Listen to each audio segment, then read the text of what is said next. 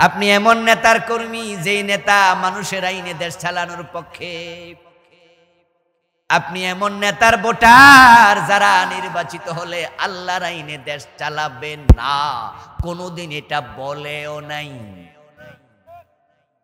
বরং আপনার নেতারা পাশ কইরা ৭২-এর সংবিধানে ফিরে যেতে চায়, যেই সংবিধানে বিসমিল্লাহটাও ছিল না।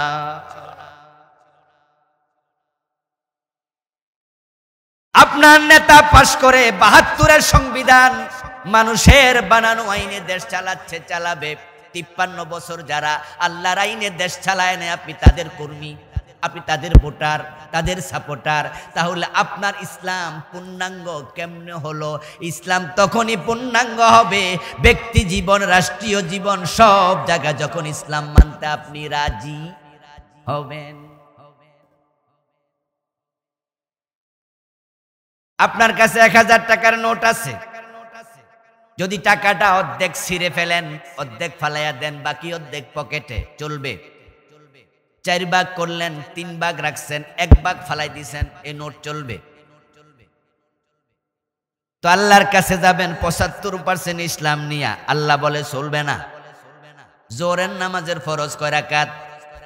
৩ রাকাত পরে সালাম ফিরাবেন, বাকি ১ রাকাত নাই, সওয়াব তো অর্ধেক হইছে, 70% না বাতিল? পুরা পুরা উদখুলু ফিসসিলমি কাফা, ইসলামে পরিপূর্ণ ঢোকো। আল ইসলাম হুয়া তিলকা শারাঈ আল্লাতী ইয়াতাহাক্কাকু বিহা সালাম। ইসলাম তাহলে কি? ইসলামের ডেফিনেশন হলো, ইসলাম ওই বিধিবিধানের নাম, ইসলাম কিছু আইনের নাম। ইসলাম নিছক কোন ধর্ম নাম, ইসলাম হলো কিছু আইন, কিছু বিধান। একবারে টয়লেটে যাওয়ার বিধান ইসলামে আছে, ঘুমানোর বিধান ইসলামে আছে, থুতু ফেলার বিধান ইসলামে আছে, চুল কাটার বিধান ইসলামে আছে, নখ কাটার বিধান ইসলামে আছে, ব্যবসার বিধান ইসলামে আছে, বিয়ের বিধান ইসলামে আছে, আসেনি? আচ্ছা, কোনটা নাই?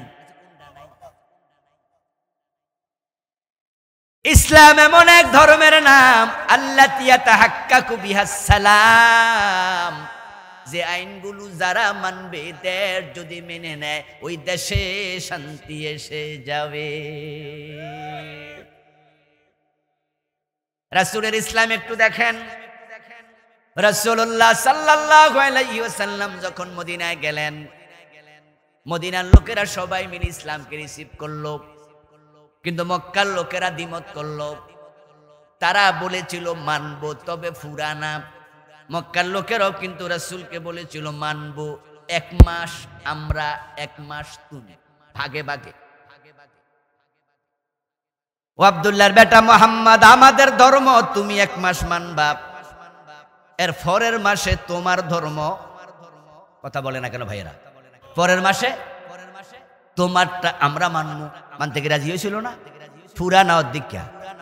তো আমরা বাংলাদেশে কি ফুরানা অর্ধেক? তো মক্কার লোকের শরীর আর আপনার মাঝে পার্থক্য কি?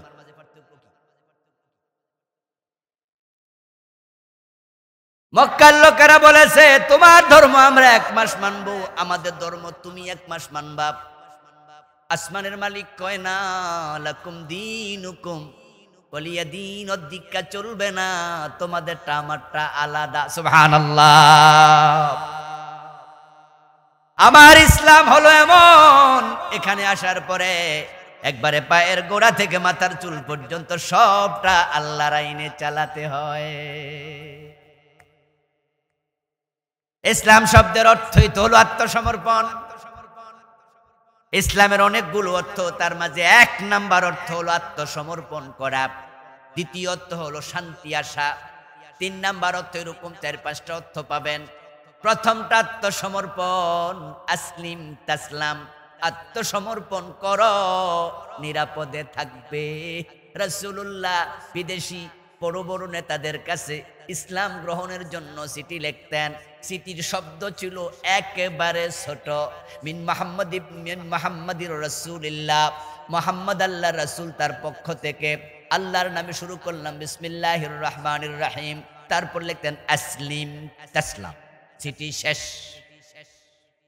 প্রায়গুলো এমন ছিল। আমি আল্লাহর কাছে আত্মসমর্পণ করো, তাহলে দুনিয়া আখিরাতে নিরাপত্তা পাবে। আত্মমানি নিজ, সমর্পণ মানি সঁপে দেয়া। আত্মসমর্পণ মানি নিজে আর কিচ্ছু নাই, সবটা সঁপে দাও। কার কাছে সঁপবেন? ইন্না সালাতি ওয়া নুসুকি ওয়া মাহিয়ায়া ওয়া মামাতি লিল্লাহ। সুবহানাল্লাহ পড়েন। ইয ক্বালা লাহু রাব্বুহু আসলিম ক্বালা আসলামতু লিরাব্বিল আলামিন। আমার নামাজ, আমার কুরবানি, আমার জীবন, আমার মরণ সব কিছু সঁপে দিলাম কার কাছে? যদি আপনি আপনাকে আল্লাহর কাছে সঁপে দেন, তাহলে আপনার নিজের বলতে আর কিচ্ছু নাই। এজন্য ইব্রাহিম আলাইহিস সালামকে আল্লাহ বলে, ইব্রাহিম নিজেকে সঁপে দাও। ইব্রাহিম আলাইহিস সালাম বলল, রবের কাছে আমি নিজেকে সঁপে দিলাম। আল্লাহ বলে, তাই নাকি? কই জি। যদি জি হয়, তাহলে নিজের যে সন্তান এটার কাছে রাখা যাবে না, এটা মক্কায় রেখে আসো, দেখি আমার কথা মানো কিনা। তুমি যে মুসলিম, আত্মসমর্পণ করেছ, আমি আল্লাহর কথা মানো কিনা পরীক্ষা দিতে হবে। ইব্রাহিম পরীক্ষায় পাস, আল্লাহর কোনো প্রশ্ন করেন নাই। সন্তান স্ত্রীকে মক্কায় রেখে আবার চলে এসেছেন সিরিয়ায়। কিছুদিন পরে সন্তান দেখতে গেলেন। হযরত ইসমাইল হাঁটতে পারে, দৌড়াতে পারে। আল্লাহ স্বপ্নের মাঝে আবার অর্ডার করছেন, ছেলেটাকে জবেহ করে দাও। ইব্রাহিম আলাইহিস সালাম আল্লাহরে প্রশ্ন করেন নাই কেন, বরং জবেহ করার জন্য ছুরি হাতে নিলেন, জবাইয়ের জন্য মাটিতে শোয়া দিলেন। পরীক্ষায় ফেল না পাস। ইব্রাহিম যখন বলে আমি আত্মসমর্পণকারী, আমি মুসলিম, আমি ইসলামে ঢুকেছি, আল্লাহ বলে তাহলে এই কাজ করো। ইব্রাহিম করে ফেলেছে। আপনি বলছেন মুসলিম, আমি বলছি মুসলিম। আল্লাহ কয় সুদ ছাড়ো, আমনে কন্যা আরো কয়দিন খাইয়া লই, হইল নি?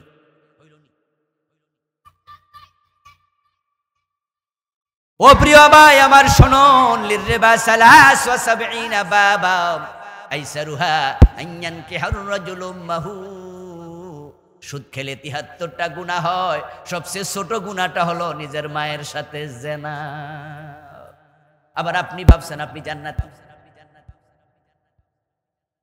আপনি ইসলাম পুরা মানলেন, আপনি বলছেন আমি মুসলিম।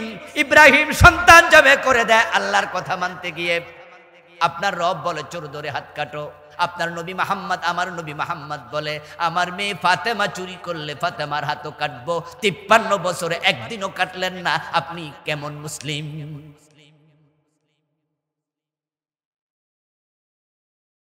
কি বলবেন হুজুর, আমরা কেমনে চোরের হাত কাটবো? আমরা তো আর এমপি না, আইন বানামু কেমনে?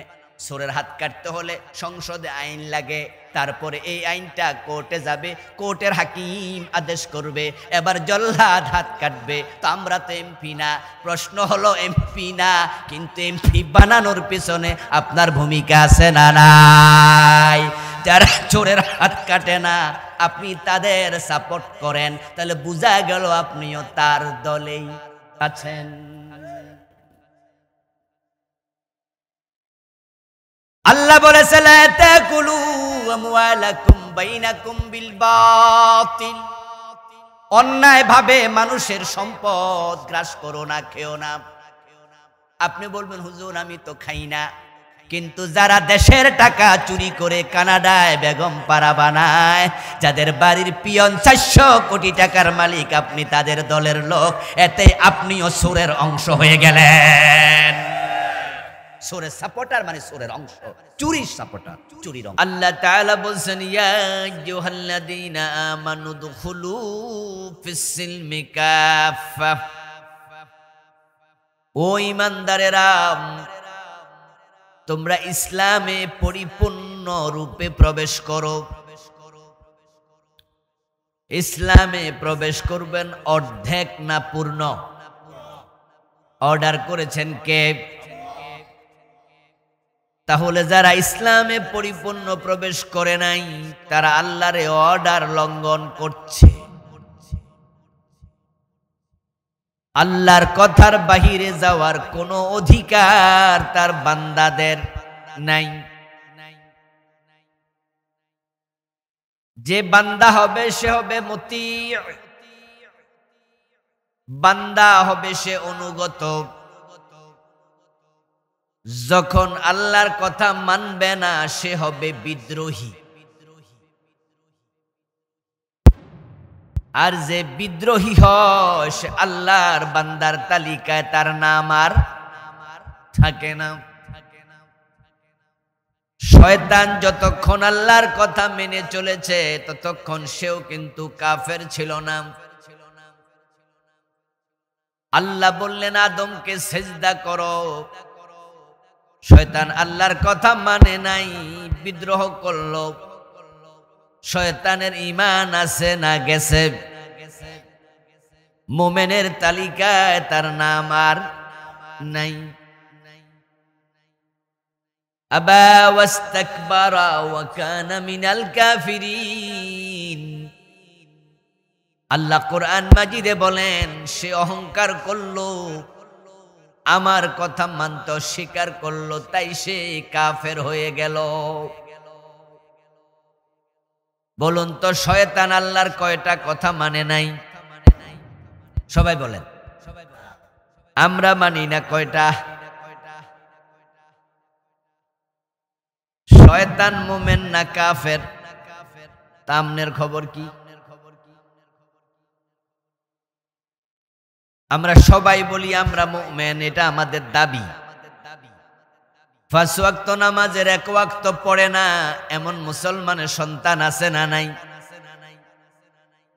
জিজ্ঞাসা করলে হে নিজেরে কি কয়? কাফের। বরং এমন কথাও কয় নামাজ না পড়লে কি হইছে, ঈমান শক্ত আছে। এমন কথা বলার লোক আছে না নাই? যারা কাদিয়ানি তারা কাফের না মুমিন? অথচ তারা নিজদেরকে কি মনে করে? যদি কাদিয়ানি নিজের কাফের মনে করতো মসজিদ বানাইতো না, নামাজ পড়তো না। কিন্তু কাদিয়ানিদেরও মসজিদ আছে না নাই? ইমাম আসেনি, মুয়াজ্জিন, আজান, ইকামত, 5 ওয়াক্ত নামাজ, কিন্তু তারা কাফের। ও দোস্ত, আপনি নিজেকে কাফের মনে করলেন না মুমিন মনে করলেন সেটা ইম্পর্টেন্ট নয়। ইম্পর্টেন্ট হলো আল্লাহ আপনাকে মুমিন মনে করে কিনা। মানুষ যদি আল্লাহর কথার বাহিরে যায় আল্লাহ তখন তাকে বিদ্রোহীর কাতারে ধাক্কায়া দেয়। যেমন শয়তান আল্লাহর কথা মানে নাই, আল্লাহ তাকে বান্দার কাতারে আর রাখে নাই। বলেছেন ফাখরুজ মিনহা ফাইন্নাকা রাজিম। কোরআনে আছে, ও ইবলিস তুই আমার রহমতের সীমানা থেকে বেরিয়ে যা, তুই অভিশপ্ত। ফাখরুজ মিনহা, তুই আমার রহমতের সীমা জান্নাতের সীমা থেকে বের হ। ফাইন্নাকা রাজিম, নিশ্চয়ই তুই অভিশপ্ত। সে আল্লাহর কয়টা কথা মানলো না, অভিশপ্ত হয়ে গেল। রহমতের সীমা থেকে আল্লাহ বের করে দিলেন। এবার আত্মসমালোচনা করুন, আমরা কয়টা মানি না? সুদে টাকা লাগাইয়া বসে আছে এমন মুসলমান আজকের মাহফিলে আছে কিনা? ওজনে কম দেয় এমন আছে 2-1 জন। মালে বেজাল দেয়, অন্যের জমি দখল করে, ঘুষ খায়, মিথ্যা বলে, গীবত করে, বোনের হক দেয় না, মা বাবারে খাওয়ায় না। আল্লাহর জমিনে আল্লাহর আইন দরকার এটা মানে না, বরং আমরা যারা বলি আমাদেরকেও রাজাকার বলে। সে মনে করে সে আল্লাহর বান্দা, সেও মুমিন। আমার প্রিয় ভাই, আপনি ভাবতেছেন আমি তো আল্লাহকে মানি, আল্লাহকে আল্লাহ বলে ডাকি, আমি মুমিন না কেন? শয়তানের দিকে তাকান। আল্লাহ যখন ইবলিসকে বলল জান্নাতের সীমা থেকে বেরিয়ে যা, তুই অভিশপ্ত, তুই কাফের।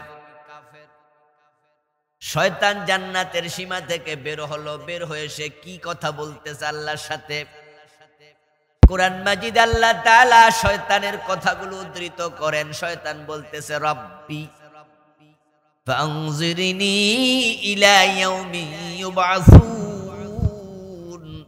ও আমার রব। কাকে ডাকতেছে? কথা বলেন না ভাইয়া। কাকে ডাকতেছে? ও আমার রব, রব্বি ফানজিরনি ইলা ইয়াউমি ইউবআসুন।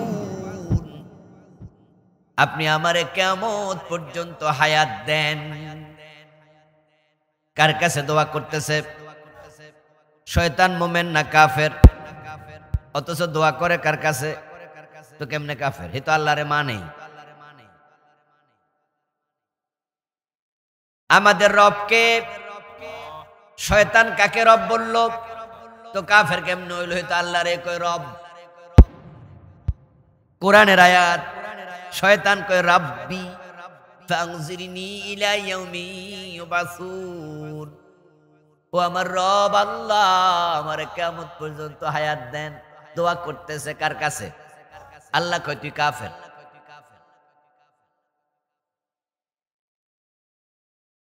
আমরা দোয়া করি রব্বি জিদনি ইলমা, করি না? রব্বিরহামহুমা কামা রব্বায়ানি সগীরা, দোয়া আমরা করি না? রব বলে কাকে ডাকি? শয়তান কাকে ডাকছে? তো সে কেন কাফের? আত্মসমালোচনা করুন, বুঝনেন। কাদিয়ানি মনে করে তারাও মুমিন, শিয়ারা মনে করে তারা মুমিন, মাইজবান্ডার মনে করে তারা মুমিন, দেওয়ানবাগ মনে করে তারা মুমিন, যারা আটরশি তারা মনে করে তারা মুমিন, যারা আপনার বাংলাদেশে আছে এমন লোক যারা ল্যাংটা ফিরের মুরিদ, ফির ল্যাংটা কহেও আল্লাহর ওলি, শুধু মুমিন না। হে কি? আমরা সকল মুমিনকে ওলি মনে করি না। মুমিন ওলি হয় তখন, মুত্তাকি হইয়া অনেক উপরে উঠে যায় যখন। শুধু মুমিন না বেটা, মুত্তাকি ভালো মানুষ, তখন হয় ওলি। আর ল্যাংটা ফুরের মুরিদরা ল্যাংটা ফিরে কি মনে করে? ওলি। যারে আমনে আর আমি পাইলে বাইরে কাপড় ফরামু, ঠিক না? লাডি লোক কয়টা বাড়ি মার তারা ধরিয়া, আপনি পাইলে পিটাইয়া লুঙ্গি পরে ছাড়বেন, আর তার মুরিদ তারে বলতেছে ল্যাংড়া থাক বেড়া ওলি। আপনি বলবেন পাইছো কি? বেড়া কেমনে ওলি হয়? কফিরও খালি না, জঙ্গলও খালি না, কি যে আছে বলা যায় না, অনেক কিছু আছে। আল্লামা সাইদি কইছিল কি আছে তো দেখাই রাখছে, আর কি আছে? তার মুরিদ তাকে ওলি বলে, কাদিয়ানি নিজদেরকে মুমিন বলে, খারিজি, রাফিজি, জাবরিয়া, কবরিয়া, শিয়া, মুতাজিলা, কাদেরিয়া যারা আছে সবাই মনে করে ভালো মুমিন। কারণ তারা তো আল্লাহরে ডাকে। ও দোস্ত, ইবলিসও আল্লাহকে ডাকছে, রাব্বি ফানজিরনি ইলা ইয়াউমি ইউবআসুন। আল্লাহর কাছে দোয়া করে। ইবলিসও জানে দেয়ার মালিককে, তাই চাইছে কার কাছে? আমাদের দেশে খাজা বাবার কাছে চায়, এমন মুরিদ আছে না নাই? ইবলিসের সে বালা, ইবলিসও আল্লাহর কাছে চায়, এই জানে খাজা বাবা দিতে কোন মানুষ দিতে পারবে না, দেয়ার মালিক আল্লাহ। তাই ইবলিস আল্লাহর কাছে চাইতেছে, আল্লাহ আমারে হায়াত দাও কিয়ামত পর্যন্ত। আল্লাহকে আল্লাহ বলার পরেও, রব বলার পরেও, দোয়া করার পরও কাফের হওয়ার শুধু কারণ রবের কথা মানে নাই। রব বলছে আদমরে সিজদা করো, রবের রব মানে, রবের আইন মানে, এজন্য কাফের। আল্লাহর ইবলিস বলে নাই যে আপনি রব না, ইবলিস বলে নাই যে আপনি আল্লাহ না।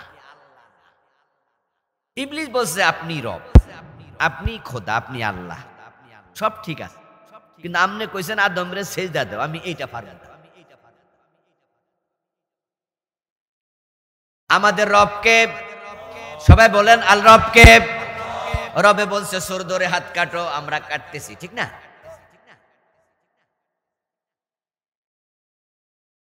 রব বলে আদম রে সেজদা করো, ইবলিস বলে না, ইবলিসের ঈমান থাকলো না। রব কয় সুর ধরে হাত কাটো, আমরা কাটলাম না।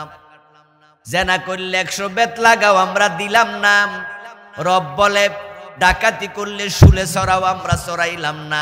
রব বলতেছে আলাহুল খালকু ওয়াল আমরু, সৃষ্টি যার আইন চলবে শুধু তার। আমরা আল্লাহর আইনে 54 বছর বাংলাদেশের বয়স, আল্লাহর আইনে একদিনও দেশ চালাইলাম না। আমার রাসূল বলছে মদ খাইলে 80 বেত লাগাতে হবে, আমরা একদিনও লাগাইলাম না। শয়তান মানে নাই একটা, বেডারে কই কাফের, আমরা মানি না ডজন ডজন। আমরা কই আমরা মুমিন।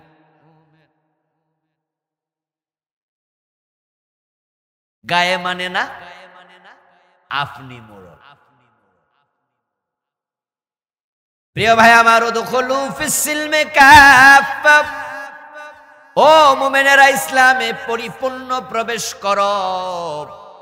এটা আল্লাহর অর্ডার। যারা আল্লাহর অর্ডার লঙ্ঘন করে তারা হয় বিদ্রোহী। বিদ্রোহী আর মুমিন থাকে না। এবার আসেন আদম আলাইহিস সালামের কাছে, মা হাওয়া আলাইহিস সালামের কাছে। উনাদের দুইজনকে আল্লাহ বলছিলেন ফালা তাকরাবা হাদিহিস শাজারা, ওই গাছের কাছে যাইও না। কিন্তু তারা দুইজন আল্লাহর কথা লঙ্ঘন করে ফেলছে। তারা গাছের কাছে গেছে এবং গাছের ফলও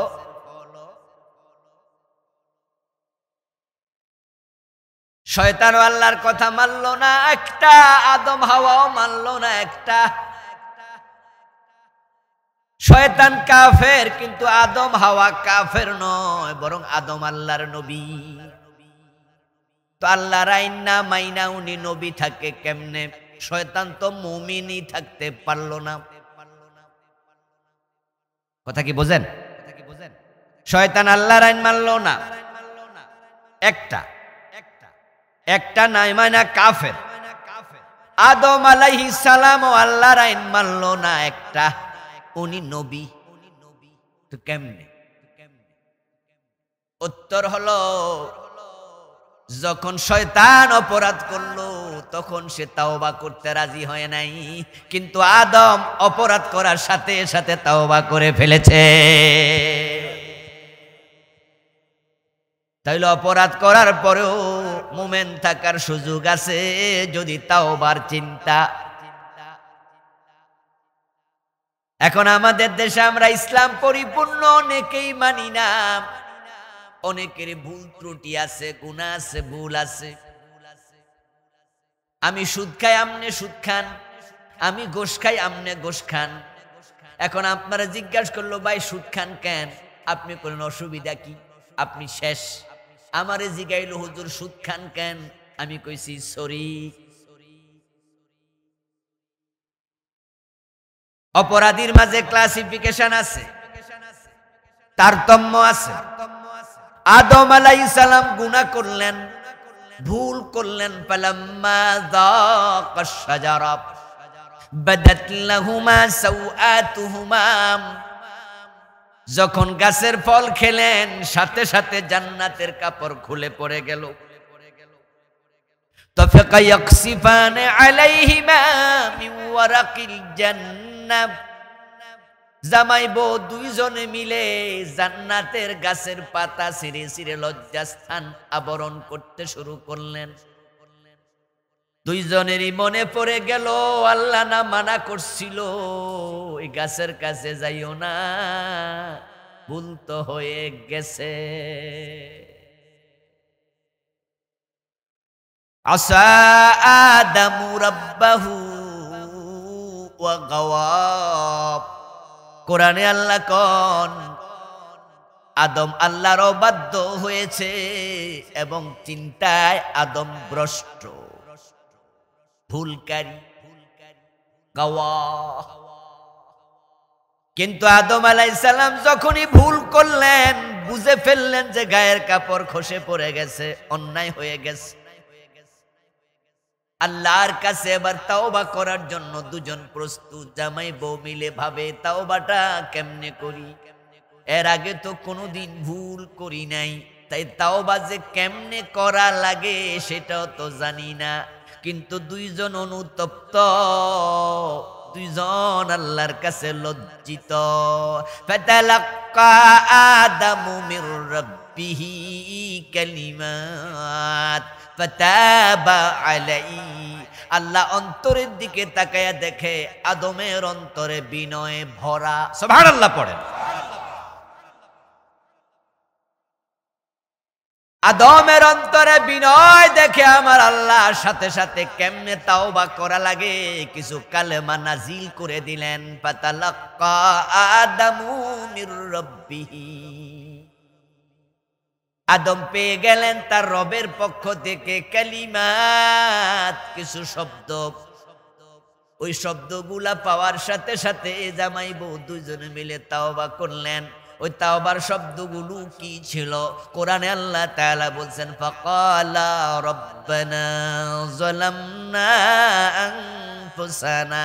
সবাই আমার সাথে পড়ুন, রব্বানা যালামনা আনফুসানা ওয়া ইল্লাম তাগফির লানা ওয়া তারহামনা লানাকুনান্না মিনাল খাসিরিন। বলেন আমিন। ও আমাদের রব, আমরা ভুল করে ফেলেছি।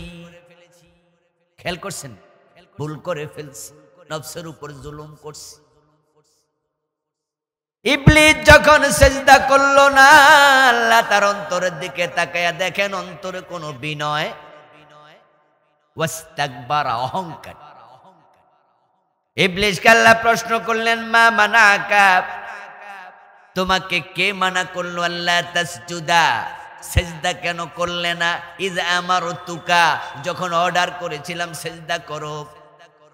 ইবলিসও যদি বলতো রব্বানা যালামনা আনফুসানা, আল্লাহ আমার ভুল হয়ে গেছে, আমারে তুমি ক্ষমা করো, তাহলে ইবলিসকে ক্ষমা করার ক্ষমতা আল্লাহর আছে না নাই? ইয়াফআলুল্লাহু মা ইয়াশা ফাআলুল লিমা ইউরিদ। আমার আল্লাহ তো ক্ষমতাবান, তিনি যা চান তিনি তাই করেন। কাজ করতে কারো সাথে পরামর্শ করার প্রয়োজন নাই, এবং তার কাজে প্রশ্ন করবে কেন করলা, এই ক্ষমতাও দুনিয়ার কারো নাই। শয়তানকে আল্লাহ জিজ্ঞাসা করলেন, ও শয়তান তুই কেন সেজদা করলি না? শয়তান জবাব দেয় আনা খায়রুম মিনহু, আমি তো আদমের চেয়ে সেরা। খালাকতানি মিন নারিন ওয়া খালাকতাহু মিন তিন। এবার সে যুক্তি দেয়, আমারে বানাইছো আগুন দিয়া, আদমরে বানাইছো মাটি দিয়া, আগুন হলো সেরা। বলেন নাউজুবিল্লাহ। অথচ আল্লাহর কাছে সেরা হলো মাটি। তিনি মানুষ বানাইছেন মাটি দিয়া, ফেরেশতা বানাইছে নূর দিয়া, জিন বানাইছে আগুন দিয়া। ওই মাটির মানুষকে আল্লাহ ফেরেশতা দিয়া সেজদা করাইয়া প্রমাণ করে দিলেন আল্লাহর কাছে নূরের চেয়ে মাটির দাম বেশি। যখন শয়তান অহংকার করলো, আল্লাহ বললেন তুই কাফের, বেরিয়ে যা। আদম যখন তাওবা করলো, আল্লাহ কয় যাও তোমাকে ক্ষমা করে দিলাম। ফাতাবা আলাইহি। এবার আজকের মাহফিলে আমরা যারা আছি, আদম ভুল করছে একটা, আদমের সন্তানেরা আমরা করছি ডজন ডজন। এখন আদমের ধারা হলো, অভ্যাস হলো ভুল করলে তাওবা। আমরাও তাওবা করা দরকার আছে না নাই? নাকি ইবলিসের মতো কইবেন অসুবিধা কি? আল্লাহর এমন অসংখ্য বিদ্রোহী বান্দা আছে যারা আল্লাহর কথা শোনে না, উল্টা আরো অহংকার দেখায়, বিদ্রোহ করে। এই যে আমরা বাংলাদেশে বলতেছি সুর ধরে হাত কাটার আইন করো, আল্লাহর আইন আল্লাহর আইনের আলোকে দেশটা চালাও। আমরা বলি জমিন যার, আইন চলবে শুধুই তার।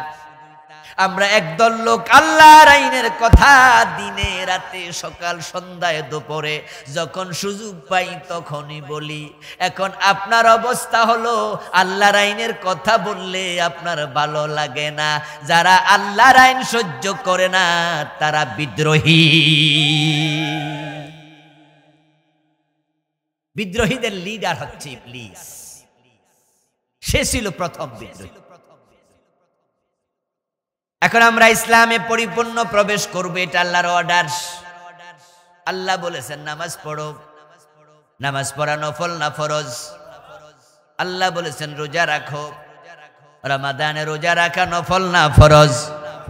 আল্লাহ বলছে ইসলামে পরিপূর্ণ প্রবেশ করো, ইসলামে পরিপূর্ণ প্রবেশ করা নফল না ফরজ।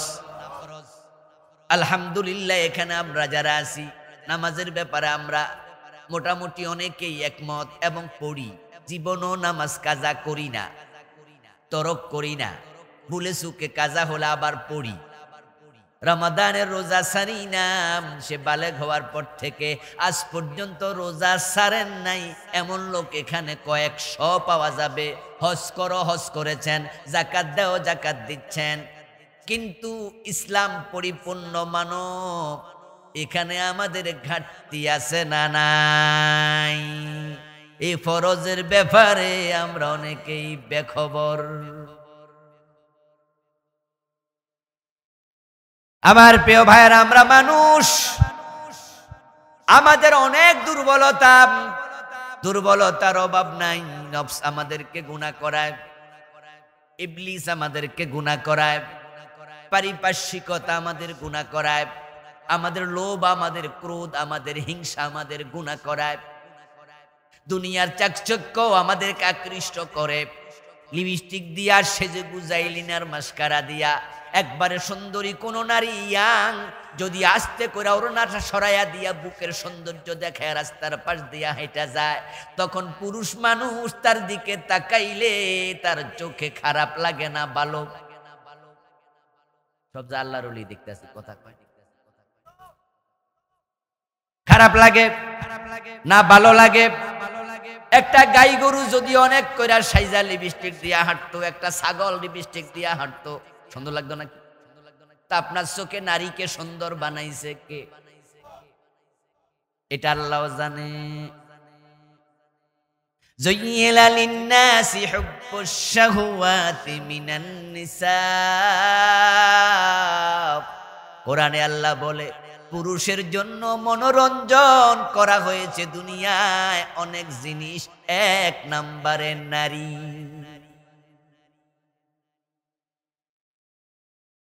আদম আলাইহিস সালামের ছেলে হাবিল, আদম আলাইহিস সালামের ছেলে কাবিল আপন ভাই একজন একজনকে হত্যা করছে। কোন কারণে জানেন তো? শুধু নারীর কারণে। পৃথিবীর প্রথম হত্যা সংগঠিত হলো নারীর কারণে।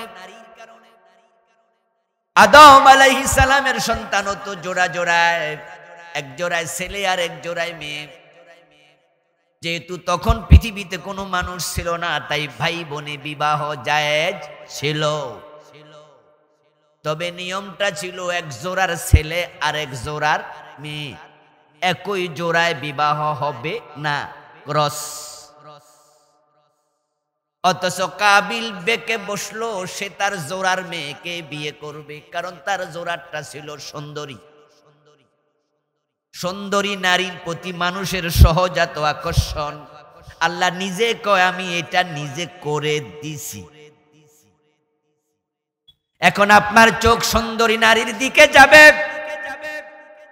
এখন আপনার দায়িত্ব। রাসূলুল্লাহ সাল্লাল্লাহু আলাইহি ওয়াসাল্লামকে প্রশ্ন করা হয়েছিল, হুজুর নাজরুল ফুজাতের ব্যাপারে আপনার বক্তব্য কি? রাসূল জবাব দেয়, নাজরুল ফুজাত মানে হঠাৎ চোখ পড়ে যাওয়া, একজন মেয়ে সুন্দরী সেজে গুজে হেঁটে যায়, হঠাৎ চোখ পড়ে গেছে। এখন আমার করণীয় কি? আমার অন্তরে তো সৌন্দর্য লেগে গেছে, আমার চোখ তো চায় আর একটু দেখি, আমার মন তো চায় মেয়েটার সাথে একটু কথা বলি, তার বাড়ি কোথায় একটু জিজ্ঞাসা করি। ও রাসূল, মন চাইতেছে কথা বলতে, চোখ চাইতেছে তাকায়া থাকতে, অথচ সেই বেগানা নারীর প্রতি আমার তাকানো জায়েজ নাই, কথা বলাও জায়েজ নাই। এখন করব কি? রাসূল বলে ইসরিফ বাসারাক, তোমার চোখ সাথে সাথে নামাও। সুন্দরী নারী দেখার পরে আপনি সাথে সাথে চোখ নামাইতে পারলেন না, একটু 30 সেকেন্ড, 10 সেকেন্ড, 20 সেকেন্ড দেখতে মজা লাগলো। তাহলে রাসূল বলছে সাথে সাথেই পারলেন না, আপনি গুনাহগার হয়ে গেলেন। এই আকর্ষণ আপনাকে গুনাহগার বানাইয়া দিল। আকর্ষণটা দিছে কে? কি এক পরীক্ষা! আপনার রাগ আপনাকে গুনাহগার বানাবে। শুধু রাগে রাগান্বিত হইয়া মানুষ খুন করে, এমন আছে না নাই? রাগ হইয়া খুন করে। আমার এক কলিগ, মুহাদ্দিস, আমরা একসাথে চাকরি করি। এই কয়দিন আগে, 2-3 দিন আগে মাদ্রাসা অফিসে গল্প করতে গিয়ে বলল, দেখেন রাগ কোন পর্যায়ে যায়। ইউনিভার্সিটিতে 2 দোস্ত পরে উনার পরিচিত, উনি অনেক সিনিয়র আমার, উনার সময় ঢাকা ইউনিভার্সিটি, উনিও ঢাকা ইউনিভার্সিটির ছাত্র। তো বললেন যে তারা দুইজন, একজন গ্রাম থেকে আসছে, হোস্টেলে সিট পায় নাই, ঢাকা ইউনিভার্সিটি হলে সিট পায় নাই, বাহিরে থাকে। আর আরেকজন হলে সিট পাইছে। আর যে হলে সিট পায় নাই তাকে মাঝে মাঝে তিরস্কার করতো, বলতো তুই একটা খ্যাত, তোর বুদ্ধি নাই, তোর এটা নাই, ওইটা পারস না, এই জন্য হলে সিট পায় নাই। সে খুব মাইন্ড করতো যে তুই আমাকে এইভাবে হ্যারাসমেন্ট করস, ছোট করস, এমনি হলে সিট পাই নাই, আমার অন্তরে ঘা, কষ্ট। আর ঘায়ের মাঝে আবার লবণ ছিটা দিস তুই। একদিন রাগ করে তার দোস্তকে সে হত্যা করার পরিকল্পনা করে ঘরের মাঝে একটা বড় কাঠের টুকরা, লাকড়ির টুকরা আইনা রাখছে তার খাটের নিচে, যে মেসে থাকে। পরে তাকে বলছে, চল আমার মেসে চল, তুই যে কোনো একটা কাজের ওজর দেখাইয়া, প্রয়োজন দেখাইয়া মেসে নিছে, আর এক বাড়ি দিয়া জায়গায় মেরে। আমার বন্ধু পরে সেও জেলে চলে গেল, লেখাপড়া শেষ, ছাত্র জীবন শেষ, জেলখানায় পুরা জীবন কেটে গেল। দেখেন মানুষের রাগ মানুষকে হত্যাকারী বানায়। কাবিলের লোভ কাবিলকে, ভাই হাবিলকে হত্যাকারী বানাইছে। আমাদের দেশে যত তালাকের ঘটনা ঘটে, 100টা তালাকের মাঝে 99টা রাগ, শুধু মেজাজের কারণে তালাক দিয়েছে। বউয়ের সাথে স্বামীর সংসার চলবে না, তাই 2 দিন 3 দিন মিটিং হয়েছে, বিচার হয়েছে, মিলতে চাইছে, তারপরও মিলে না। এক পর্যায়ে 2 পক্ষ বৈশা সুন্দরভাবে তালাক হয়েছে। 1000-এর মাঝে 2টাও পাবেন না, বরং অধিকাংশ তালাক মেজাজ খারাপ হয়ে গেছিল, হুজুর তাই দিছে। গেলাম, কয়টা দিচ্ছেন? গুনতে পারি না হুজুর, যতক্ষণ মন চাইছে দিয়ে এরপরে থামছে। 3-এর নিচে দেয় না। যত তালাক আমি পাই অধিকাংশই মাসালা 3-এর নিচে দিতে শুনি না। কেউ কেউ তো আছে কয় হুজুর 10-20টা দিয়ে দিচ্ছে, ভাবিরে পর্যন্ত তালাক দিয়েছে। ভাবিরে তালাক দেয় কেমনে? রাগ উঠছিল, হে মানা করছে জন্য হেরে। বললো ঝগড়া করছে, বলছে বউরে তালাক দিয়ে দেবো, ভাবি কইছে কি কস, কোনা তোমারও দেব। যারে পাইছে সামনে হেরে দেয়। এই রাগ আপনাকে কবিরা গুনাহগার বানাবে, লোভ বানাবে, হিংসা বানাবে, নফসে আম্মারা বানাবে, ইবলিস বানাবে, বন্ধু বান্ধবরা বানাবে। আমার আল্লাহ সব জানেন, তাই তিনি তার এই প্রিয় বান্দাগুলোর জন্য একটা তাওবার দরজা বানাইছে। মানুষ যদি তাওবা করে, আদমরে যেমন মাফ করছে, আল্লাহ তার বান্দাকেও মাফ করে দেয়। قال رسول الله صلى الله عليه وسلم التائب من الذنب كمن لا ذنب له। নবীজি বলেন তাওবাকারী এমন ভাবে আল্লাহ ক্ষমা করে মনে হয় সে গুনাহ করে নাই। তাওবা কি? তাওবাতু হিয়ান নাদামা, আত-তাওবাতু হিয়ার রুজু। তাওবা মানে হলো ফিরে আসা, ওই অপরাধ আর করবেন না। তাওবা মানে হলো লজ্জিত হওয়া। আল্লাহর কাছে বলে দেবেন, সরি আল্লাহ, আমি এটা করে ফেলেছি, আমি এজন্য তোমার কাছে লজ্জিতে ঘোষণা দেয়া। ইসলামে আমরা যারা পরিপূর্ণ প্রবেশ করতে পারি নাই, তারা বিদ্রোহী অবস্থায় আছি, আল্লাহর কথার বাহিরে আছি। কারণ আল্লাহর কথা হলো ইসলামে পরিপূর্ণ প্রবেশ করো। ঠিক আপনি যেখানে ঠেকছেন ওখানেই তাওবা করতে আপনি বাধ্য, করতেই হবে, নচেত আপনি বিদ্রোহী অবস্থায় মরা লাগবে।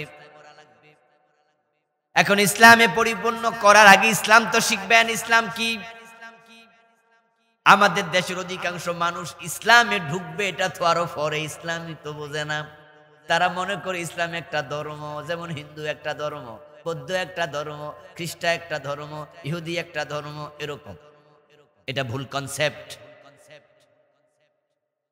হিন্দুদের ধর্মের সাথে ইসলামকে তুলনা করো না, ইহুদি খ্রিস্টানদের ধর্মের সাথে ইসলামকে তুলনা করো না। হিন্দুদের ধর্মের কাজ হলো 12 মাসে 13 পূজা, বাকি জীবনে ধর্মের কোনো প্রভাব নাই। খ্রিস্টানদের ধর্ম বর্তমানে যা চলমান সেটা হচ্ছে সপ্তাহে একবার গির্জায় যাওয়া, বাকি 6 দিন ধর্মের প্রভাব নাই। ইহুদির ধর্ম তাই সপ্তাহে একবার সিনেগাগে যায়, বাকি 6 দিন ধর্মের কোনো প্রভাব নাই। বৌদ্ধরা সপ্তাহে একবার তাদের আপনার যে কি জানি বলে প্যাগোডায় যায়, বাকি 6 দিন তাদের ধর্মের প্রভাব নাই। কিন্তু ইসলাম যদি এমন হয় প্রতিদিন 5 বার মসজিদে যাবেন আর বাকিটা মন মতো চলবেন, ধর্মের প্রভাব নাই, আপনি ইসলামই বোঝেন। 5 ওয়াক্ত নামাজ পড়বেন, ইসলাম শেষ। আর নামের আগে আল হাজ লাগাইছেন, জীবনে একবার হজ করছেন, রমজানে রোজা রাখবেন, দাড়ি টুপি আছে, ব্যবসা করেন নিজের মন মতো, লেনদেন করেন মন মতো, নিজের মতোই নিজে বিয়ে করে হাজী সাহেবের মাইয়া বিয়ে দেবে। 3 দিন আগ থেকে হলুদ অনুষ্ঠান শুরু, বিয়ের দিন বাদ্যযন্ত্র বাজে, ছেলে সাজাতে মেয়ে যায়, মেয়ে সাজাতে ছেলে আসে, ইয়াং পোলা পান ডলাডলি করতেছে, পর্দার বালাই নাই। বিয়ার আগে যৌতুক 5 লাখ 3 লাখ নির্ধারণ হয়ে গেছে, বিয়েতে যে 3 লাখ 2 লাখ মহারানা এটা জামাই দেয়ার কোনো চিন্তাও নাই। অর্থাৎ পুরা বিয়াটাতে ইসলাম মানে না, অথচ নাম আলহাজ অমুক আলী।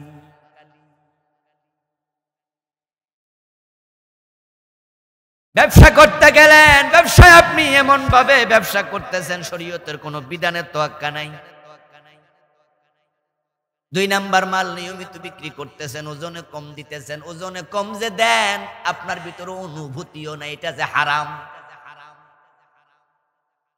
কাস্টমারের সাথে সারাক্ষণ মিথ্যা কথা বলতেছেন, মিথ্যা বলা যে হারাম এটা আপনি ভুলে গেছেন। অথচ রমাদানে আপনি রোজাদার, অথচ আপনার মাথায় টুপি, মুখে দাড়ি। বাপ মা মরে গেছে 1 বছর 2 বছর 5 বছর, বোন যদি জমির জন্য আসে বোনরে ধমকাই বের করে দেন। অথচ বোনের হক কত, ভাইয়ের হক কত, বউ কতটুকু পাবে, জামাই কতটুকু পাবে, এই বন্টনটা করেছেন স্বয়ং রাব্বুল আলামিন। কোরআনে আলাদা আলাদা করে আছে না নাই? তো নামাজ পড়লে আল্লাহর কথা মতো বোন তো পাও না, বরং ঘোষ করো পিছার।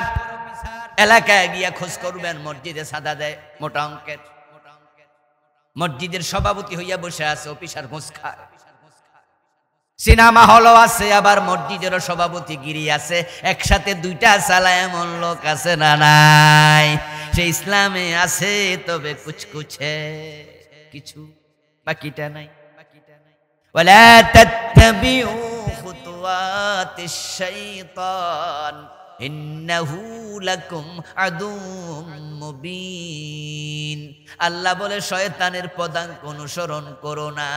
আপনি 90% ইসলাম মানলেন, 10% মানলেন না, ওই 10% শয়তানের অধীনে চলে গেল। কেউ মনে মনে বলবেন, হুজুর আলহামদুলিল্লাহ আপনি যে অন্যায়গুলোর কথা বললেন সেগুলোর সাথে আমি নাই, আমি নামাজ পড়ি, রোজা রাখি, বোনের হক বোনের দিয়ে দিছি, এবং আমি ওজনে কম দেই না, মালে ভেজাল দেই না, আমি 1 টাকা সুদ খাই নাই কোনোদিন, গোশ খাবার তো প্রশ্নই আসে না, আমি তো চাকরি করি না। হুজুর তাহলে আমি তো ইসলাম পুরা মানি। আমি বলবো দোস্ত ঠিক আছে, এবার রাষ্ট্র চলতেছে ব্রিটিশ আইনে 53 বছর, সেখানে আপনার ভূমিকা কি? যে আল্লাহ কোরআনে নামাজ রোজার কথা বলছে, সে আল্লাহ তো আল্লাহর আইনে দেশ চালাইতেও বলছে, বলে নাই? তো সেখানে আপনার কন্ট্রিবিউশন কি? আপনি এমন নেতার কর্মী যেই নেতা মানুষের আইনে দেশ চালানোর পক্ষে, আপনি এমন নেতার ভোটার যারা নির্বাচিত হলে আল্লাহর আইনে দেশ চালাবেন না, কোনোদিন এটা বলেও নাই।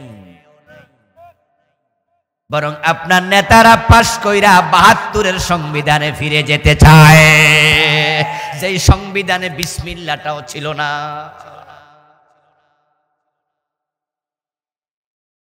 আপনার নেতা পাশ করে 72-এর সংবিধান, মানুষের বানানো আইনে দেশ চালাচ্ছে, চালাবে। 53 বছর যারা আল্লাহর আইনে দেশ চালায় না, আপনি তাদের কর্মী, আপনি তাদের ভোটার, তাদের সাপোর্টার। তাহলে আপনার ইসলাম পূর্ণাঙ্গ কেমনে হলো? ইসলাম তখনই পূর্ণাঙ্গ হবে ব্যক্তি জীবন, রাষ্ট্রীয় জীবন, সব জায়গা যখন ইসলাম মানতে আপনি রাজি হবেন। আপনার কাছে 1000 টাকার নোট আছে, যদি টাকাটা অর্ধেক ছিঁড়ে ফেলেন, অর্ধেক ফালাইয়া দেন, বাকি অর্ধেক পকেটে, চলবে? 4 ভাগ করলেন, 3 ভাগ রাখছেন, 1 ভাগ ফালাই দিছেন, এই নোট চলবে? তো আল্লাহর কাছে যাবেন 75% ইসলাম নিয়া, আল্লাহ বলে চলবে না। জোহরের নামাজের ফরজ কয় রাকাত? 3 রাকাত পরে সালাম ফিরাবেন, বাকি 1 রাকাত নাই, সওয়াব তো অর্ধেক হইছে, 70% না বাতিল? পুরা পুরা উদখুলু ফিসসিলমি কাফা, ইসলামে পরিপূর্ণ ঢোকো। আল ইসলাম হুয়া তিলকা শারা'i আল্লাতী ইয়াতাহাক্কাকু বিহা সালাম। ইসলাম তাহলে কি? ইসলামের ডেফিনেশন হলো, ইসলাম ওই বিধি বিধানের নাম, ইসলাম কিছু আইনের নাম, ইসলাম নিছক কোন ধর্ম নাম। ইসলাম হলো কিছু আইন, কিছু বিধান। একবারে টয়লেটে যাওয়ার বিধান ইসলামে আছে, ঘুমানোর বিধান ইসলামে আছে, থুতু ফেলার বিধান ইসলামে আছে, চুল কাটার বিধান ইসলামে আছে, নখ কাটার বিধান ইসলামে আছে, ব্যবসার বিধান ইসলামে আছে, বিয়ের বিধান ইসলামে আছে, আসেনি? আচ্ছা কোনটা নাই? ইসলাম এমন এক ধর্মের নাম, আল্লাতী ইয়াতাহাক্কাকু বিহা সালাম, যে আইনগুলো যারা মানবে, দেশ যদি মেনে নেয়, ওই দেশে শান্তি এসে যাবে। রাসূলের ইসলাম একটু দেখেন। রাসূলুল্লাহ সাল্লাল্লাহু আলাইহি ওয়াসাল্লাম যখন মদিনায় গেলেন, মদিনার লোকেরা সবাই মিলে ইসলামকে রিসিভ করলো, কিন্তু মক্কার লোকেরা দ্বিমত করলো। তারা বলেছিল মানবো, তবে ফুরানা। মক্কার লোকেরাও কিন্তু রাসূলকে বলেছিল মানবো, 1 মাস আমরা, 1 মাস তুমি, ভাগে ভাগে।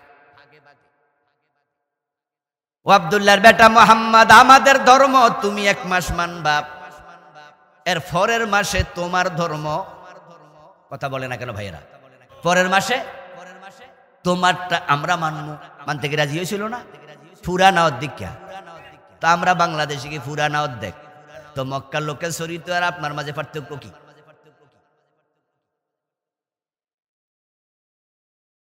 মক্কার লোকেরা বলেছে তোমার ধর্ম আমরা 1 মাস মানবো, আমাদের ধর্ম তুমি 1 মাস মানবা।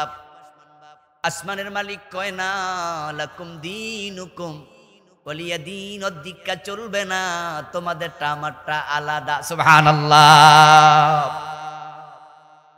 আমার ইসলাম হলো এমন, এখানে আসার পরে একবারে পায়ের গোড়া থেকে মাথার চুল পর্যন্ত সবটা আল্লাহর আইনে চালাতে হয়।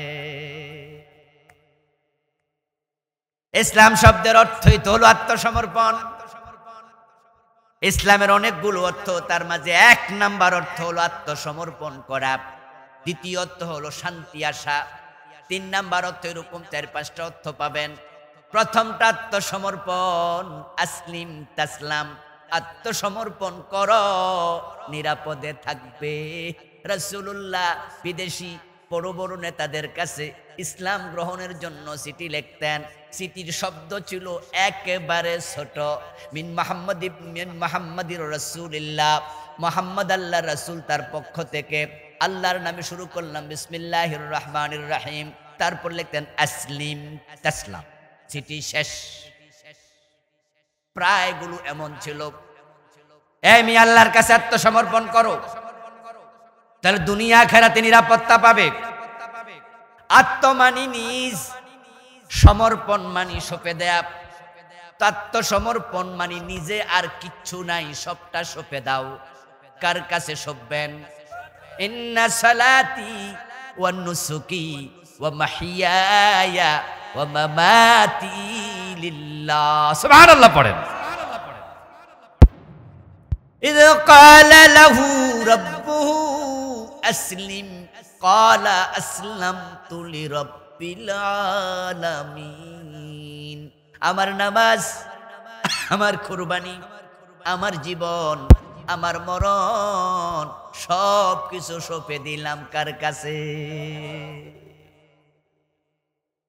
যদি আপনি আপনাকে আল্লাহর কাছে সঁপে দেন, তাহলে আপনার নিজের বলতে আর কিচ্ছু নাই।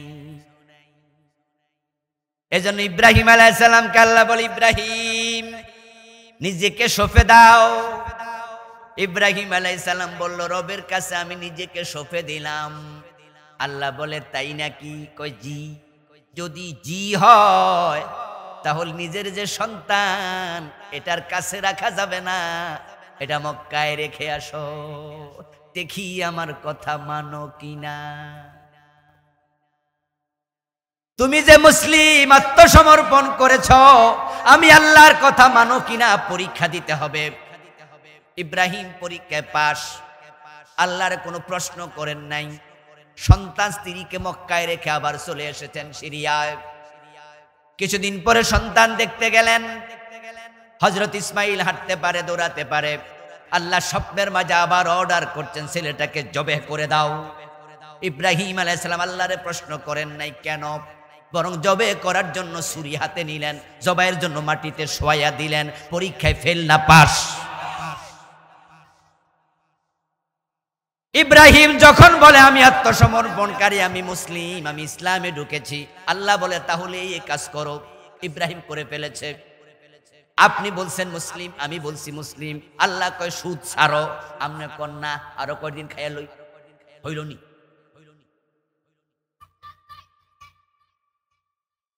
ও প্রিয় ভাই আমার, শুনুন, লিররিবা সালাস ওয়া সাবঈনা বাবা আইসারুহা আইয়ানকিহার রাজুলুম মাহু। সুদ খেলে ৭৩টা গুনাহ হয়, সবচেয়ে ছোট গুনাহটা হলো নিজের মায়ের সাথে জিনা। আবার আপনি ভাবছেন আপনি জান্নাতি, আপনি ইসলাম পুরা মানলেন, আপনি বলছেন আমি মুসলিম। ইব্রাহিম সন্তান জবেহ করে দেয় আল্লাহর কথা মানতে গিয়ে। আপনার রব বলে চোর ধরে হাত কাটো। আপনার নবী মুহাম্মদ, আমার নবী মুহাম্মদ বলে আমার মেয়ে ফাতেমা চুরি করলে ফাতেমার হাতও কাটবো। ৫৩ বছরে একদিনও কাটলেন না, আপনি কেমন মুসলিম?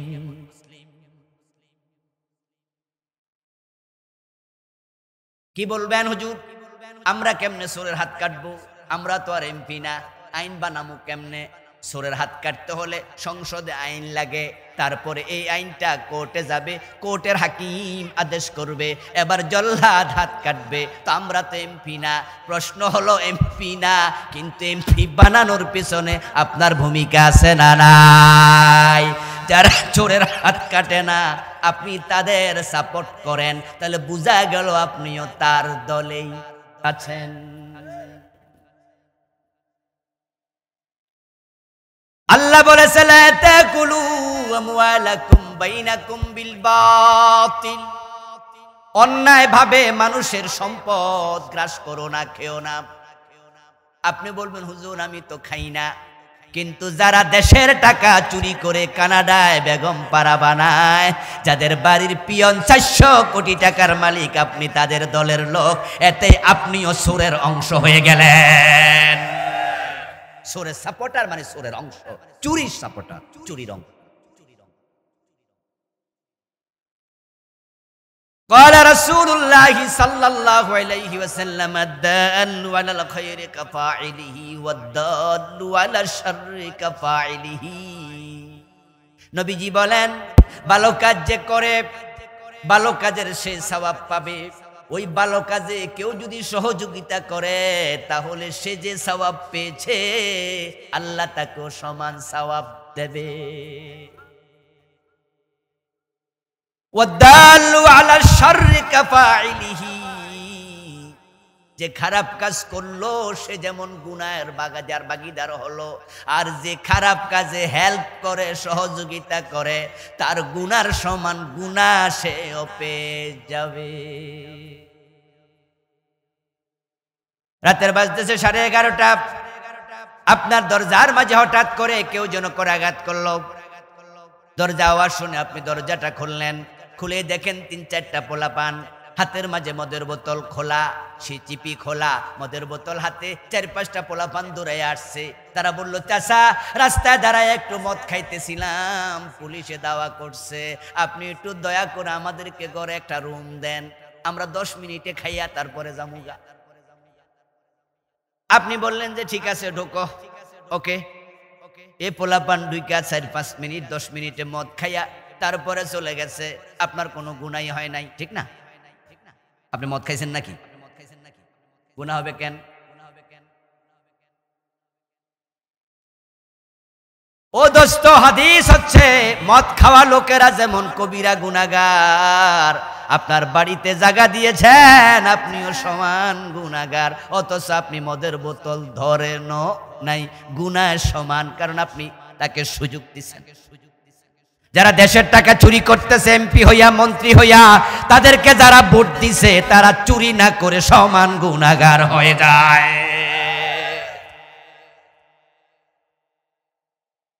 আল্লাহর জমিনটা 53-54 বছর একদিনও আল্লাহর আইনে চললো না, কিসের মুসলিম? আপনি আত্মসমর্পণকারী কেমনে? আমার রাসূলুল্লাহ সাল্লাল্লাহু আলাইহি ওয়াসাল্লাম হেঁটে যাচ্ছেন রাস্তা দিয়ে, দুজন সাহাবী রাসূলের সামনে গিয়ে হাজির। সহিহ বুখারীতে এসেছে, ওই দুইজন সাহাবীর একজনের বাড়ি হলো মদিনায়, তিনি আনসারী, আর একজনের বাড়ি ছিল মক্কায়, তিনি হচ্ছেন মুহাজির। আর ওই মুহাজির সাহাবী রাসূলুল্লাহর আপন ফুফাতো ভাই জুবাইর ইবনুল আওয়াম, আপন ফুফাতো ভাই। জুবাইর ইবনুল আওয়ামের সাথে ওই আনসারী সাহাবীর ঝগড়া লাগছে, দুইজন রাসূলের কাছে সমাধানের জন্য গেছে। ঝগড়ার বিষয়বস্তুটা হলো খেতে পানি দেয়া নিয়ে। দুইজনের ক্ষেত ছিল নালার পাশে, হযরত জুবাইরের ক্ষেতটা ছিল তুলনামূলক উপরে, আর আনসারী সাহাবীর ক্ষেত ছিল একটু নিচে। এখন জুবাইর ইবনুল আওয়াম বলতেছে, আমার ক্ষেত যেহেতু উপরে, পানিটা আমি আগে দেব, পানি উপর থেকে আসতেছে। আল আকরাবু ফাল আকরাব, যে কাছে তার অধিকার। মসজিদে যে আগে ঢোকে আগের কাতারে সে বসবে, ঠিক না? এটা তার অধিকার, কারণ সে আগে। আপনি এলাকার চেয়ারম্যান মেম্বার নেতা, তাই বলে কি আগে রিকশাওয়ালা টাইনা পিছনে আনতে পারবেন নি? অধিকার আছে নাকি? হযরত জুবাইর ইবনুল আওয়াম বলে, আমার ক্ষেত আগে, আমি আগে পানি দেব। ওই আনসারী সাহাবী বলতেছে, জুবাইর মদিনার মালিক আমরা, এই জমিন আমাদের, তোমরা এসে এখানে বেড়াইতে মেহমান, তোমাদেরকে আমরা হেল্প করছি, তাই তোমরা একটু জমি জামা কিনছো টিনছো নিছো, যেহেতু আমরা মূল এলাকার লোক আমি আগে পানি দেব। জুবাইর ইবনুল আওয়াম কয় না, উনি কয় আমি আগে দেব। এখন রাসূলকে দেখে দুইজনই মুসলিম, তাই তারা বলল ঠিক আছে, রাসূল যেটা বলে সেটাই শুনবো, রাসূলের কাছে চলো। রাসূলুল্লাহ সাল্লাল্লাহু আলাইহি ওয়াসাল্লাম ঘটনা শুনলেন এবং তিনি সরজমিনে দেখলেন। দেখে তিনি তাকায়া দেখেন জুবাইরের ক্ষেত আগে, আনসারীর ক্ষেত পরে। রাসূলুল্লাহ বলে, ইসকিয়া জুবাইর তুম্মা আরসিলিল মাআ ইলা জারিকা, ও জুবাইর তুমি আগে খেতে পানি দাও, তোমার পানি দেয়া শেষ হলে প্রতিবেশীর দিকে পানি ছেড়ে দাও। এই কথা বলার সাথে সাথে ওই আনসারী সাহাবী বলতেছে, আ ইবনু আম্মিকা ইয়া রাসূলুল্লাহ, হে আল্লাহর রাসূল, বুঝছি ফুফাতো ভাই লাগে তো। কি নাউজুবিল্লাহ পড়বেন না? হুজুর বুঝছি তো ফুফাতো ভাই, আত্মীয় টান তো। ফাতালাওয়ানা ওয়াজহু রাসূলিল্লাহি সাল্লাল্লাহু আলাইহি ওয়াসাল্লাম, প্রিয় নবীর চেহারাটা সাথে সাথে লাল হয়ে গেল। দারুণ কষ্ট পেলেন, তিনি রাগ করলেন, তুই মুসলমান হওয়ার পরে এই মন্তব্য কেমনে করলি? আমি নবী মুহাম্মদ, আমি বুঝি আত্মীয়তার টান টানি। সাথে সাথে জিবরিল আমিন হাজির। আল্লাহ তাআলা কোরআনের আয়াত নাজিল করে দিয়েছেন, ফালা ওয়া রাব্বিকা লা ইউমিনুনা হাত্তা ইউহাক্কিমুকা ফীমা শাজারা বাইনাহুম থুম্মা লা ইয়াজিদু ফী আনফুসিহিম হারাজাম মিম্মা কাযাইতা ওয়া ইউসাল্লিমু তাসলিমা। সুবহানাল্লাহ পড়ো। আল্লাহ বলে, ও নবী, আপনার রবের কসম, আমি আল্লাহ আমার কসম করে বলতেছি, এই লোকগুলো ততক্ষণ পর্যন্ত মুমিন হতে পারবে না যতক্ষণ আপনি নবী যা বলেন তা মানতে রাজি না থাকবে।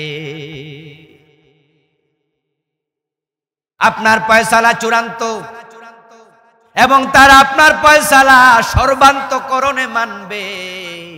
অন্তরের মাঝে কোনো বক্রতা থাকতে খোলা মনে মানবে। যদি মানতে রাজি না হয় তারা মুমিন না। দেখেন, ক্ষেতের পানি দিতে মানে নাই, আল্লাহ কয় না মানলে মুমিন না। রাসূল কয় আমার মেয়ে ফাতেমার হাত কেটে দেব চুরি করলে, 53 বছরে আমরা কেউ কাটি না, আমরা নাকি মুমিন? আমরা মুসলিম।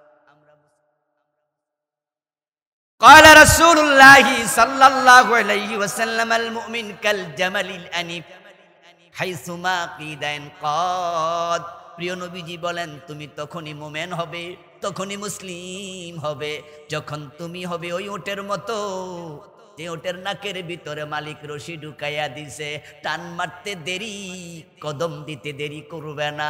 সামিনা ওয়া তানা, তুমি তখনই মুমিন হবে আল্লাহ কোরআনে রাসূল হাদিসে যা বলছে শোনার সাথে সাথে যদি মানতে রাজি হতে পারো। আল্লাহ বলছে, ইনিল হুকমু ইল্লা লিল্লাহ, আল্লাহ ছাড়া কারো হুকুম চলবে না। হুকুম কার চলবে? জোরে বলেন, কার? যদি আল্লাহ ছাড়া অন্যের হুকুম মানে তাহলে কি হবে? ওমান লাম ইয়াহকুম বিমা আনজালাল্লাহ ফাউলাইকা হুমুজ জালিমুন ফাউলাইকা হুমুল ফাসিকুন ফাউলাইকা হুমুল কাফিরুন। আমি আল্লাহ যে বিধান নাজিল করেছি, যদি আমার কোরআনের আলোকে বিচার না করো, সমাজ না চালাও, রাষ্ট্র না চালাও, তোমরা ফাসিক, তোমরা জালেম, তোমরা কাফের। 92% নাকি মুসলমান? 92% মুসলমানের দেশে আল্লাহর হুকুম চলছেই না। হাইকোর্টে চলে না, সুপ্রিম কোর্টে চলে না, বঙ্গভবনে চলে না, গণভবনে চলে না, শিক্ষানীতিতে চলে না, স্বরাষ্ট্রনীতিতে চলে না, পররাষ্ট্রনীতিতে চলে না, কোনো জায়গায় চলে না। শুধু মসজিদ আর মাদ্রাসায় মানলে বুঝি হবে? ইসলাম পুরা জীবনে মানতেই হবে, পুরা জীবন, top to bottom, bottom to top, everywhere evermore. আল্লাহর কথার বাহিরে চলবেন, ঈমান চলে যাবে যদি তাওবার অনুভূতি না থাকে। শয়তান একটা মানে না, ঈমান শেষ। আর আমরা ডজন ডজন বাদ দিয়েছি। আমার প্রিয় ভাইরা, এবার সুযোগ এসেছে তওবা করার সুযোগ। অগাস্ট বিপ্লবের পরে আলহামদুলিল্লাহ বাংলাদেশের সংবিধান পরিবর্তনের জন্য কথা উঠছে।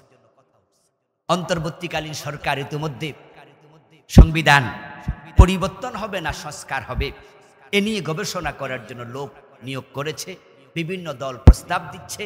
কেউ বলতেছে এই সংবিধান 53 বছর আমাদেরকে শান্তি দিতে পারে নাই।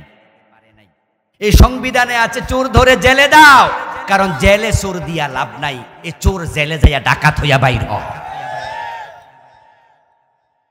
আপনারা বলুন তো, চোর যখন জেলে যায়, চোর যে সে ভালো মানুষ না খারাপ মানুষ? কিরে ভাই কথা বলে না কেন? চোর কি ভালো লোক না খারাপ লোক? আচ্ছা, সে জেলে গেলে জেলখানার ভাড়া দেয়, বিদ্যুতের বিল দেয়, পানির বিল দেয়, সে 3 বেলা খায়, খাওয়ার টাকা দেয়। টাকাটা কার? সরকার টাকা করতে কানলো? আপনাদের। কারণ আপনারা যদি মোবাইলে 100 টাকা লোড করেন তাও কিন্তু এখান থেকে 15 টাকা কেটে নিয়ে যায়, না? এটা হলো সরকারের লাভ। সরকার এখান থেকে ভ্যাট কাটবে। আপনি যদি টাকা ইনকাম করেন সেখানে ইনকাম ট্যাক্স দেয়া লাগে না? Income tax 1,15,000। বেশি ইনকাম হলে 1,35,000 পর্যন্ত, 15, 20, 25, 30, 35। সরকার ট্যাক্স নেয় আপনাদের থেকে, ভ্যাট নেয় আপনার থেকে, আমার থেকে। এই টাকাটা ব্যাংকে জমা হয়, এটাই কিন্তু আবার জেলখানাতে কয়েদিকে খাওয়ানো হয়। চোরকে আমরা কেন খাওয়াবো? সে তো খারাপ মানুষ, বরং তার হাত কেটে দাও, 1 টাকাও ব্যয় হবে না। হাত কাটা চোর দেখে অন্য চোররা তার মতো সোজা হয়ে যাবে। ইসলামের আইনটা কত সুন্দর। আপনি যে 6 মাস তারে বসায় বসায় খাওয়াইলেন, এবার আমাদের টাকা খাইলো না, আমাদের টাকার বিদ্যুতের বিল গেল। সে তো খারাপ মানুষ, এর পিছনে আমরা 1 টাকা কেন বের করি? এরপর রেজাল্ট কি হয়? এই চোরটা জেলে থাইকা বড় বড় ডাকাতের সাথে, কিলারের সাথে তার পরিচয় হয়। কারণ সবাই যে যে চরিত্রে, সে কিন্তু ওই চরিত্রের লোক খুঁজে বাইর করে, ঠিক না? যেমন যদি আমারে জেলে দেয়, কথার কথা, যদি আমারে জেলে দেয়, আমি কিন্তু জেলখানায় ঢুকলে যদি আমার রুমে 20 জন থাকে, আমি কিন্তু দেখবো যে ফজরের টাইমে কে উঠছে। যে লোকটা দেখছি যারা ফজরের টাইমে তো নামাজ পড়ছে, আমি কিন্তু মনে করবো যে এটা আমার কাছে মোটামুটি একরকম। আমি যাই বসমু, গল্প করবো, ভাই আপনার বাড়ি কই, ভাই আপনি কেন জেলখানে আইছেন? সেও বলবে যে আরে হুজুর মানুষ একজন। তাহলে আমার বন্ধুত্ব হবে নামাজির সাথে। আর যদি চোর ঢোকে, তার বন্ধুত্ব কার সাথে হবে? ডেফিনেটলি আর একটা চোর খুঁজে বের করবে। একেবারে স্বাভাবিক কথা এটা, ঠিক কিনা? ঠিক কিনা? হে ডেফিনেটলি আর একটা চোর খুঁজে বের করবে। এখন জেলখানা যে 15 বছর 20 বছরের আসামি আছে, তাদের জেল হয়ে গেছে 20 বছর, এমন আছে না? ডোরা কাটা, গেঞ্জি গায়ে দিয়া, বড় বড় মশলা, এর সাথে পরিচয় হবে, কথা হবে, জিজ্ঞাসা করবে বস আপনি কি কাজ করছেন? বলবো যে গাড়ি ডাকাতি করছি, ব্যাংক ডাকাতি করছি। তখন বলবে আমি তো ছাগল চুরি করছিলাম। এখন আপনি বড় বড় কামগুলা কেমনে করতেন? ও বেটা বলতো ঠিক আছে, কয় মাস? 6 মাস। শিখাই দি। সৎসঙ্গে স্বর্গবাস, অসৎসঙ্গে সর্বনাশ। এই ছোট্টা ডাকাতের সাথে থাইকা 6 মাসে কেমনে ডাকাতি করে, ডেফিনেটলি এটা শিক্ষা পাই যাবে। আপনি জেলে দিয়ে লাভটা কি হবে? আল্লাহর আইন বড় চমৎকার। চোর নারী হোক আর পুরুষ হোক, যদি হাত কেটে দেয়া হয়, এমপি 10 জন চোর প্রমাণ হলো, হাত কেটে দাও। মন্ত্রী চুরি করেছে, হাত কেটে দাও। সচিব চুরি করেছে, হাত কেটে দাও। এলাকার চেয়ারম্যান মেম্বার চুরি করেছে, হাত কেটে দাও। আল্লাহর আইনে যদি নেতাদের হাত কাটা বাংলাদেশে শুরু হয়, দেশের টাকার বিদেশে পাচার হবে না, দেশটা ঠিকই সোনার বাংলা হয়ে যাবে। আমার প্রিয় ভাইয়েরা, এটা আল্লাহর আইন, এটা আল্লাহর বিধান। এগুলো করতেই হবে আপনাকে। কোরআন দিয়ে দেশ চালাতে হবে। আসুন না আমরা ইসলামে পরিপূর্ণ প্রবেশ করি। আমাদের জীবনের সব জায়গায় ইসলাম মানি, ব্যক্তিগত জীবনে যেমন মানবো, রাষ্ট্রীয় জীবনও মানবো, ঠিক কিনা? যেহেতু কথা উঠেছে সংবিধানের ব্যাপারে, 53 বছরের সংবিধান শান্তি দিতে পারেনি, তাই এটা সংস্কার করো। কেউ বলছে রিরাইট করো, নতুন করে লিখো। আমরা 92% মুসলমান, আমরা মাথা তুলে জোর গলায় যদি দাবি জানাতে পারি, এই সংবিধান সরাইয়া দাও, কোরআনকে সংবিধান বানাইয়া দাও, এ দাবি করার সুযোগ আছে না নাই? এ দাবিটা করেন না আপনি? হযরত ওমর যখন অর্ধ পৃথিবী চালাইছে, মন মতো চালাইছে না কোরআন মতো? সে কোরআন কি আমাদের দেশে নাই? দেশ চালানোর ক্ষমতা কোরআনের নাই? অর্ধ দুনিয়ার সীমানা ছিল 50 লক্ষ বর্গ কিলোমিটার, তৎকালীন যুগে মনুষ্য বসবাসের সীমানার অর্ধেক। আর বাংলাদেশ তো মাত্র 56,000 বর্গ কিলোমিটার। ওমরের ইসলামী রাষ্ট্রটা ছিল প্রায় 100 বাংলাদেশের সমান। সে রোম সাম্রাজ্য ওমরের সময় ইসলামী রাষ্ট্র ছিল। ইটালি রোম সাম্রাজ্য, পারস্য সাম্রাজ্য, ইরান, রোম, সব বিশাল এলাকা। ওমর ছিলেন প্রেসিডেন্ট, পুরাটা চালাইছে কোরআন দিয়া। অর্ধ পৃথিবী করেছো শাসন, ধুলার তখ্তে বসে, খেজুর পাতার প্রাসাদ তোমার বারে বারে গেছে পাশে। আমাদের কোরআন যদি অর্ধ দুনিয়া চালাইয়া শান্তি দিতে পারে, দেখেছি আমরা শান্তি কাকে বলে। হানাহানি মারামারির সে জাহিলিয়াত পরিবর্তন হয়ে খায়রুল কুরুন হয়ে গেল। অর্ধ দুনিয়ার সম্রাট ওমর গাছতলায় একা একা ঘুমায়া থাকতেন, বডিগার্ডের কোনো প্রয়োজন ছিল না। জাকাত ভিত্তিক অর্থ ব্যবস্থা চালু হয়েছে, মানুষের অসততা দূর হয়ে গেছে, কেউ কারো মাল কেড়ে খায় না, কেউ কাউকে ঠকায় না, কেউ নিজে ঠকে না, মানুষ ঠকায় না। সেই তো মুসলিম, যার হাত থেকে, যার মুখ থেকে অন্য মুসলমান নিরাপত্তা পাবে। আমি কেন আপনাকে ঠকাবো? আপনি কেন আমাকে ঠকাবেন? সব মানুষ যখন আল্লাহকে মানতে শুরু করলো, জাকাত দিতে শুরু করলো, গরিবকে জাকাতের টাকা দিয়া দারিদ্র বিমোচন করতে শুরু করলো, প্রিয় নবীর যুগের পর আবু বকরের যুগ গেল, ওমরের যুগে এসে জাকাত বিভাগের কর্মচারী জাকাতের টাকা কাঁধে নিয়ে ঘুরে জাকাত খাওয়ার লোক। আর এ তো সেই ইসলাম, যে ইসলাম আমরা মানছি। আপনার গোলাপটা কলির ভিতরে, ফুটতে দেননি, কলির ভিতরের গোলাপের পাপড়ির সৌন্দর্য দেখা যায় না। নাকের কাছে নিলে কাঁচা কাঁচা গন্ধ পাবেন, সুগন্ধ পাবেন না। কলির গোলাপ টিপ দিলে আতর বের হবে না। গোলাপ যদি ফুটতে দিতেন, তাকালে চোখ জুড়িয়ে যেত, নাকের কাছে নিলে মন জুড়িয়ে যেত, চাপ মারলে আতর বের হতো। ইসলামকে দেখেননি, কারণ মসজিদ আর মাদ্রাসায় বন্দী করে রেখেছেন। ইসলামকে সংসদে নিয়ে যান, দেশে ছড়াইয়া দেন, শান্তি এই জমিনে আবার আসবে। নিজের চোখে দেখবেন।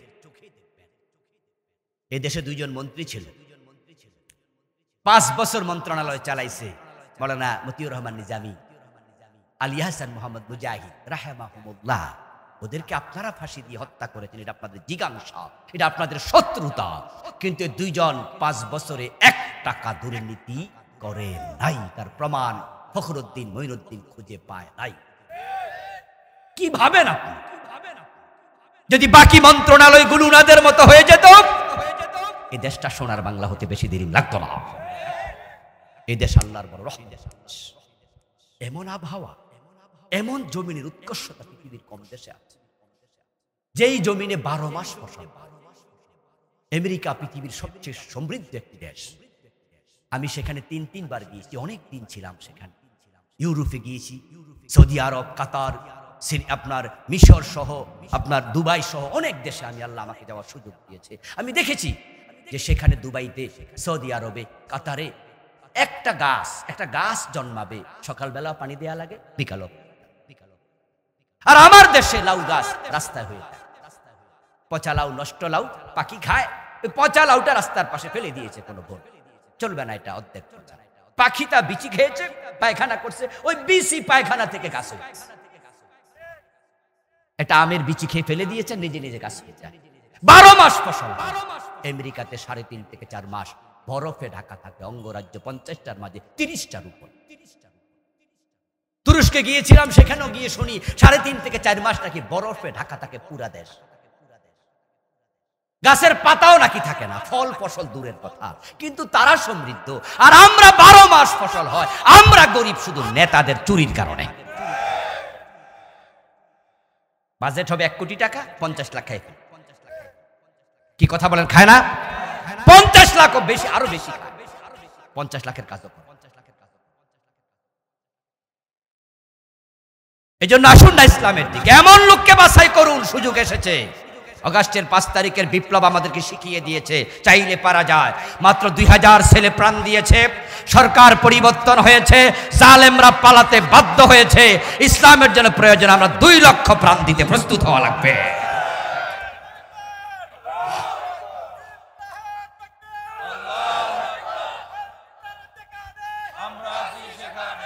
বিপ্লব করলো জুলাইয়ের 1 তারিখ থেকে 36 দিনে। ওদের হাতে কি রাইফেল, বড় বড় অস্ত্র ছিল? বরং আমাদের পোলাপান, আমাদের ভাই, আমাদের বাস্তা, আমাদের পোলাপান নিজেরা, ঠিক না? ওরা খালি হাতে নেমেছে, বিপ্লব হয়ে গেছে। ওরা বুক ছিটিয়ে গুলি বুকে নিয়েছে, বলেছে মেরো, কয়জন মারবা, আরো সামনে যাও। তারা মারতে মারতে এক পর্যায়ে হয়রান হয়ে নিচে পালায়া চলে গেছে। দিন কায়েমের জন্য আমরাও কিন্তু সামনে আগাবো। আল্লাহর জমিন, আল্লাহর দিন কায়েম হোক, এটা আপনারা চান কিনা? আগানোর জন্য আপনারাও রাজি থাকেন, রেডি হন। আমরা ব্যক্তির ক্ষমতা চাই না, আমরা কোনো দলের ক্ষমতা চাই না, আমরা আল্লাহর কোরআনের ক্ষমতা চাই, ইসলামকে ক্ষমতায় নিতে চাই। ইসলাম যখন ক্ষমতায় যাবে, তখন এমন একজন এমপি আপনারা আপনাদের এখানে পাবেন, যিনি আপনাদের এই ঢাকা, আপনাদের এই পাকুন্দিয়া, কিশোরগঞ্জের বড় মসজিদে জুমার নামাজ পড়াইতে পারেন। ওই এমপিকে জুমার নামাজের পরে পাবলিক কথা বলবে, এমন একজন রাষ্ট্রপ্রধান আমরা পাবো যিনি বাইতুল মুকাররমে খুতবা দেবে। আর বাইতুল মুকাররমে খুতবা দেওয়ার পর মানুষ তার সাথে কথা বলবে ওমরের কাছে গিয়ে যেভাবে কথা বলতো। ওই নেতা নিজের সম্পদ বাড়াবে না। দুইজন যেমন 5 বছর 1 টাকা খায় নাই, যদি এরকম 5টা বছর বাংলাদেশ চলে ইনশাআল্লাহ উন্নত দেশে পরিণত হয়ে যাবে, বেশি দিন লাগবে না। আর আখেরাত তো মুক্তি তো হবেই। ইসলাম মানলে তো জান্নাত, দুনিয়াও মজা আখেরাতও মজা। আর ইসলাম মানবেন না, দুনিয়া তো ডিম কিনা লাগবে 12 টাকা 15 টাকা, সবজি কিনতে গিয়ে কান্দা লাগবে, এখানেও পাবেন না। আর মরার পরে মাইর আর মাইর, আল্লাহ বলবো অর্ধেকটা ইসলাম মানলি কেন, পুরা মানলি না কেন, জবাব দে। এই জন্য আসুন আমরা দুনিয়ার মুক্তির জন্য, আখেরাতের জান্নাতের জন্য, সমৃদ্ধির জন্য, উন্নতির জন্য পৃথিবীতে আখেরাতে আল্লাহর ইসলামকে পরিপূর্ণ গ্রহণ করি। আল্লাহ তুমি তৌফিক দাও, সবাই বলেন আমিন। হাযা মা ইনদি ওয়াল ইলমু ইনদাল্লাহ আলাইহি তাওয়াক্কালতু ওয়া ইলাইহি উনীব। প্রিয় ভাই